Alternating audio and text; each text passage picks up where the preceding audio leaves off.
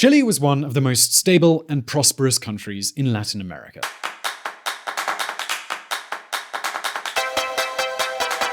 A role model, a kind of experiment to show that escaping poverty isn't an impossible goal, even in Latin America. However, in October 2019, this model seemed to begin to shatter. Suddenly, waves of extreme violence and huge political mobilizations erupted throughout the country. Within just a few weeks, the country was on fire. Since the protests started, 26 people have lost their lives, thousands have been wounded, more than 25,000 premises have been affected by fires, looting, or destruction. The Santiago metro has suffered damage worth hundreds of millions of dollars, and the economy has just stopped. To give you an idea, according to government data, the cost of these damages run between $2 and $3 billion. Dear viewer, in this video, we're going to tell you what happened in Chile, why it happened, and what lies ahead.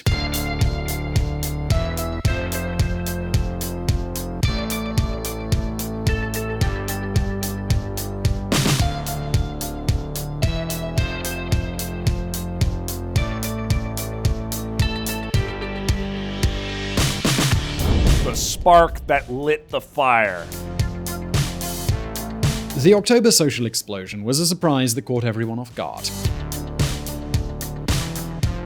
The turning point came when the Chilean government decided to increase the price of the Santiago metro ticket by 30 pesos, which is about 4 US cents. But let's just say that this was the reason, the kind of spark that just lit the fire. Suddenly, hundreds of students began to protest, entering the subway without paying, but it didn't stop there. Little by little, everything just got out of hand. We're talking about Monday, October the 14th, and by Saturday the 19th, the subway was on fire. Yep, on fire. Half of the city's subway stations had suffered vandalism attacks, and more than 20 of them were literally ablaze. They were being reduced to ashes. To give you an idea, just the damages alone from Saturday the 19th cost an estimated $200 million. Piñera announces a state of emergency in Chile after an intense explosion of violence due to the rise in subway rates. But that was only the beginning. In the following days, the situation got even worse, and protests spread to the rest of the country. Suddenly, supermarkets, shops, buses, even entire buildings were being vandalized and looted. Chile no longer looked like the Chile it once was. Tremendously radicalized groups wanted to end the so-called Chilean model with a revolution. Of course, as you can imagine, the police didn't tiptoe around this issue. They responded swiftly and with an iron fist. That's one thing on which major human rights organizations agree. Reports ranging from the United Nations High Commissioner for Human Rights to organizations such as Human Rights Watch have exposed a collection of evidence which proves that in many cases the Chilean security forces, the Carabineros, used excessive force. According to data from the Ministry of Health, the emergency services cared for more than 11,500 people as a result of the demonstrations. Of those casualties, 1,100 so far, they presented moderate to severe injuries. And that's not all. There have been more than 350 complaints about ill treatment, torture, and abuse of detainees. Factors such as the indiscriminate and improper use of riot guns and shotguns, abuses against detainees, and poor internal control systems facilitated serious rights violations from many Chileans. Jose Miguel Vivanco, director of the Human Rights Watch of the Americas. Protests in Chile. UN report reiterates that there has been a, quote, high number of serious human rights violations. In any case, just to be clear, there are two very important details we have to consider. First, we do not aim to condone acts of violence. Not at all. Quite the opposite. These radical, violent, aggressive groups that deserve all our condemnation had no reservations when they attacked the police with stones, benches, and anything they could get their hands on, even Molotov cocktails. Not to mention the looting, theft, intimidation, etc. They have also been victims of these acts of violence. In fact, today, we have more than 2,500 injured police officers, some of them quite seriously. Sebastián Piñera, president of Chile. On the other hand, most protesters behaved peacefully, and many suffered the consequences of a police force that was simply not prepared for what came. Chile. Urgent call for police reform after protests. Excessive use of force against protesters and bystanders. Serious abuses during detention. Because don't think that the protests in Chile were the work of a few radicals, not at all. October the 25th will go down in Chile's history. 11 days after the riots broke out, according to official statistics, 1.2 million people took to the streets to protest against the country's situation and to show their discontent with the path the country was taking. The crowd equated to more than 20% of Santiago's population. So at this point, we need to ask ourselves, are protests of this kind really justified in Latin America's most prosperous country? Well, I can already tell you that it's a very touchy subject.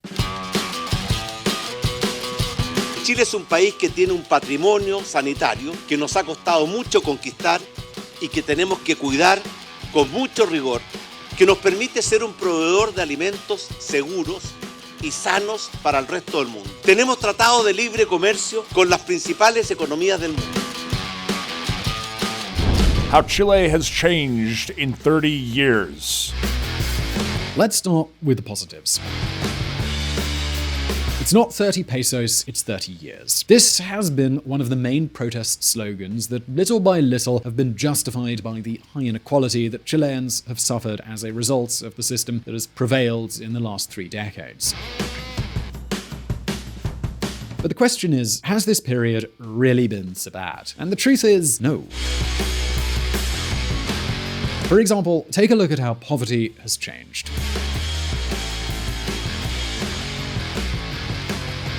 Chile has evolved from being one of the poorest countries in Latin America to fighting for the #1 spot amongst the richest and most developed. In fact, if we check out the Human Development Index, which in addition to economic variables includes things such as healthcare, education, and life expectancy, Chile is top in the region.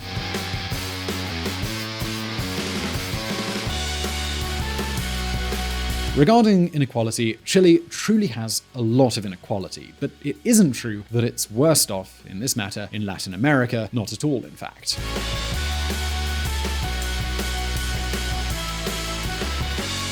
What's more, is one of the few countries in the region where inequality has decreased the most in recent years. And this isn't just my opinion or visual politics opinion. This is coming straight from the data. Because if instead of looking at inequality overall, we focus on the inequality levels between people of the same age, we'll see much lower rates of inequality among the younger generations. This also happens with education. If we look at the whole country, we'll find that in Chile, the percentage of the population with secondary education is lower than the OECD average. But if we take a look at Chileans aged between 25 and 34, we'll see that they are already surpassing the average of the richest countries. And this isn't unusual. It's a very common feature in countries that have grown very rapidly. It's easy to find different characteristics within a single population based on the generation. One part will have grown up and lived in a poor country, and the next in a developed country. But perhaps the best way to approach this mess is that taken by Rodrigo Valdez, finance minister in Michelle Bachelet's second term. We're not talking about a radical libertarian. In 2018, this man presented an article at the Harvard Kennedy School where he stated 2 things. First, that the left was making mistakes left and right by focusing so much on the issue of inequality because to combat it, economic growth was much more important than redistribution. And second, that in the last 30 years, those who'd seen their income increase the most was precisely those who had previously been the poorest. Check this out. In other words, what the country needed above all was more economic growth, and that growth has been somewhat to blame for Chile's current problems. Because, as I said, it's an extremely touchy situation. So do Chileans really have reasons to complain? Well, listen up.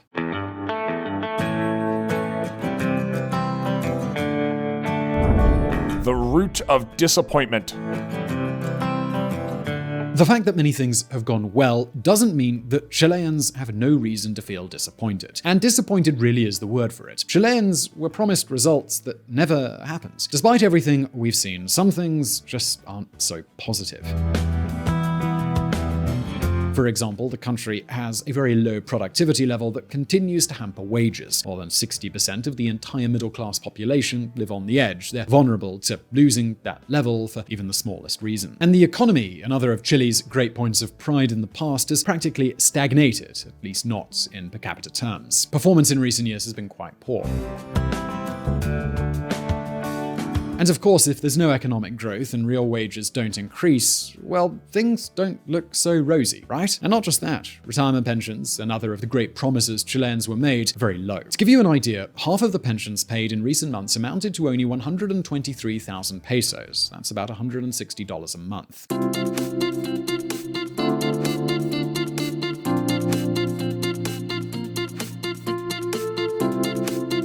Quite a miserable amount. And that's not to say that Chile's capitalization pension system is bad, not at all really. What's happening is that citizens don't really know how it works because it's never been properly explained to them. On top of that, the government hasn't been paying close enough attention.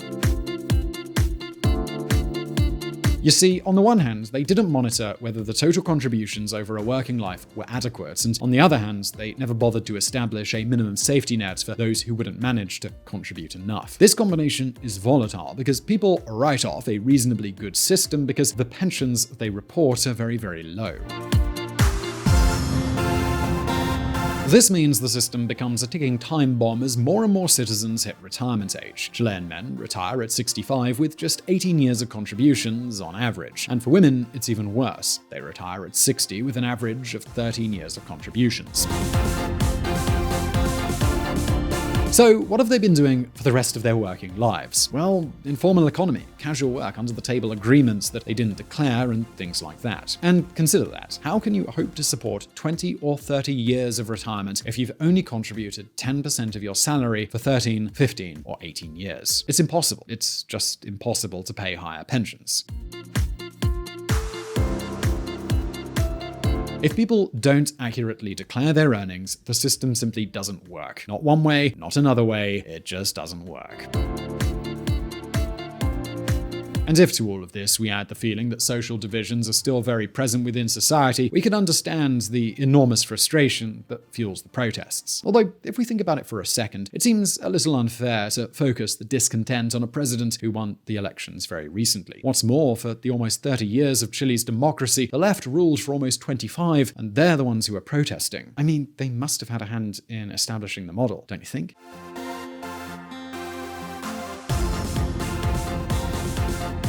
Basically, expectations are just not being met. And in a way, this can be explained with what is known as Wagner's Law, a thesis that states that the greater the wealth, the greater the pressures for the state to provide more and more social benefits. And of course, the smaller the state, the stronger this dynamic is going to be. But now the question is, well, what's next?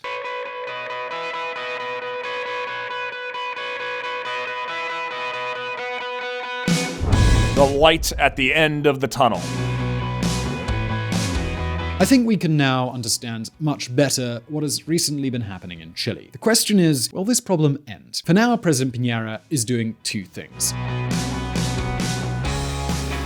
On the one hand, he's launching a social agenda that, among many other issues, will increase the lowest pensions and establish a minimum wage. That is, the government will top up the payrolls of people who don't work and don't reach 350,000 pesos.